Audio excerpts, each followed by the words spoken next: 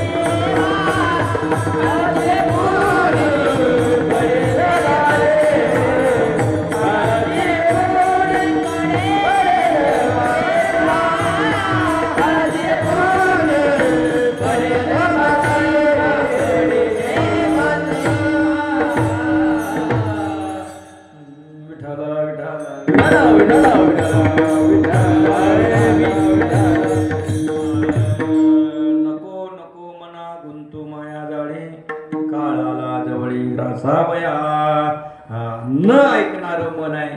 मग त्या मनाला समजून सांगितलं पाहिजे असं तुकोबरायांना वाटलं. आणि या माध्यमातून आपणही आपल्या मनाला असं समजून सांगितलं पाहिजे, याचं दिग्दर्शन तुकोबराय देतात. याचा अर्थ तुकोबरायांचं मन अनावर आहे असं नाही. तुकोबरायांना त्यातून आपलं मन, म्हणजे तुमचं आमचं मन हे अनावर आहे, त्याला आवर घालण्याकरता तुम्ही त्याचीच विनंती करा. कारण मनाची पाटलाच्या मनावर आहे ना. कोणाच्या मनावर आहे? मनाजी पाटलाच्या मनावर आहे. मनाजी म्हणजे नावाची व्यक्ती नाही बरं. मनाजी पाटलाच्या मनावर आहे. कीर्तनात बसलो तरी कीर्तन ऐकू द्यायचं की नाही द्यायचं.